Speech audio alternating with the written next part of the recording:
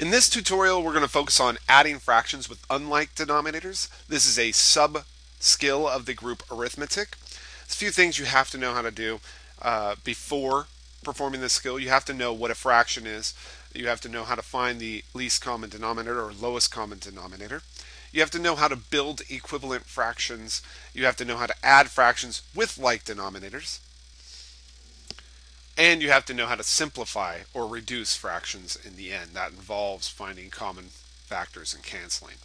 If you lack any of these prerequisite information, you can always find videos on this on my YouTube site or just by searching YouTube or reading a textbook.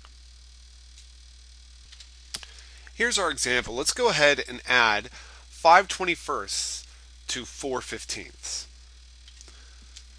The first thing I'm going to note here is that we cannot straight add these two fractions together because they exist in different worlds. 5/21 or the world of 21st is not the same as the world of 15ths.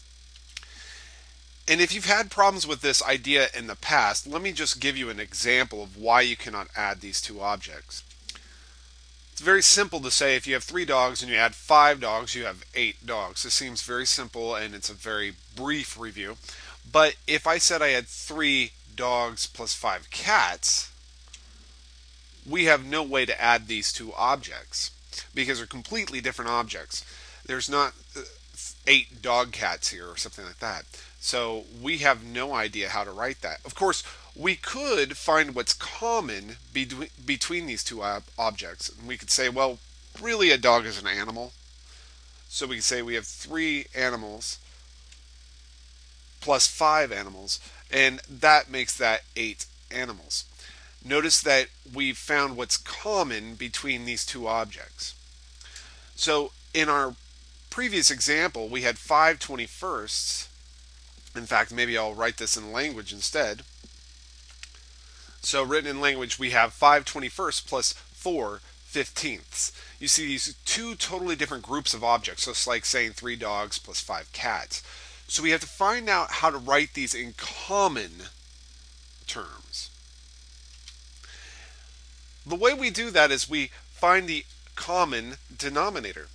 So the LCD, or the lowest common denominator for this group of numbers, is found by, remember, there's a prerequisite skill, so I'm not going to really do too much as far as reviewing it. Some people factor 21 into 3 times 7, and they factor 15 into 3 times 5. And then they ask themselves, well, what do these two numbers have in common? Or better yet, they ask, what numbers do I need to make these two numbers common? So they'll steal the 3 here, the 7, and the 5. You take each occurrence, basically the lowest powered occurrence of each number here. I'm sorry, I meant the highest powered occurrence of each number. And I've always found this to be a very confusing way to find the LCD. If you do this, you'll see that 3 times 5 times 7, that's 35 times 3, which is 105. Now personally, this is not I don't like this way of finding the LCD. I prefer to just take the largest denominator, which in this case is 21. I take that largest denominator and list out a few multiples. 21 times 2 is 42, times 3 is 63, times 4 is 84, times 5 is 105, and so on and so forth. I keep listing them out. I might do 5, 6, 7 of them or something like that. And I start asking myself, which of these does that 15 also divide into? I start with the lowest here. 15 does not divide into 21, nor does it divide into 42. Doesn't actually divide into 63 or 84, but it does divide into this 105. So not only does 21 divide into this, but 15 as well. So I happen to know my LCD. In other words, the smallest number that they both divide into is 105. Okay, so that's generally how I've always done it, but you may have learned it differently from your instructor. So now let's rewrite these two fractions in terms of that lowest common denominator. Let's see, I had a 5 over a 21 plus a 4 over a 15. Now my goal here is to write these fractions in terms of this denominator. In other words, as equivalent fractions, with this denominator being 105. The only way that I can turn 21 into 105 through multiplication is by multiplying it by 5. Of course, if I only multiply that denominator by 5, then I'm running into issues. I don't want to change the quantity 5/21. I want that number to be always equivalent to 5/21. So I can't just multiply the bottom by 5. Then if I did, I would be changing the value of this number. I also have to multiply the top by 5. And if you think about it, 5 over 5 is just 1. So really all I'm multiplying this fraction by is the number 1. I'm not really changing the value of this fraction at all. Okay, just the look of it. Now let's also change this 4/15 into an equivalent fraction by changing the denominator into 105. And let's see, 15 times what number is 105? Well, it's times 7. And if I multiply that denominator by 7, I have to multiply the numerator by 7. If I don't, again, I'll be changing the quantity here. So I have to multiply the top by 7 as well. Remember, 7 over 7 is just 1. So all I'm doing is multiplying this fraction by the number 1. Now let's go ahead and write this out. 5 times 5 in the numerator is 25. This is just multiplying fractions at this point.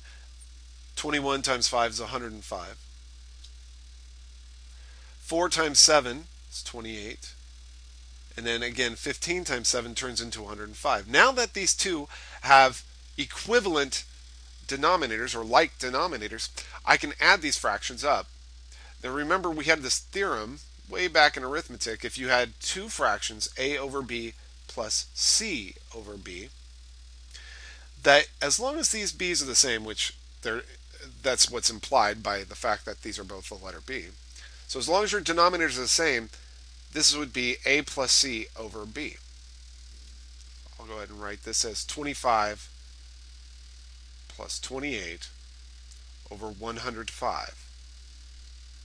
Now that's simple addition up in the numerator there. And what's that, 4053 over 105? Now at this point, I'm almost done. I just need to check to see if the numerator and the denominator share any like factors or common factors. So I would like to factor these this numerator and this denominator. And if you look at the numerator, it's actually prime. So you cannot factor that numerator at all. If you could factor the numerator, then I would go ahead and do it and see if I can cancel like factors. So just as a warning, always simplify your fractions in the end. In other words, had you gotten down to an answer, and I'll write this in a different color here so that you know this is not to do with this example, but had you gotten down to an answer that was, let's just pretend, 21 over, I don't know, 49, let's just say that you had added up some fractions, you got to this, I would probably factor both numerator and denominator to see if you have common factors that will cancel. In this case, you could see 7 over 7 turns into 1. And so this would turn into 3/7. Very important that you do that. You're incorrect if you don't. These skills are all very important for all math courses.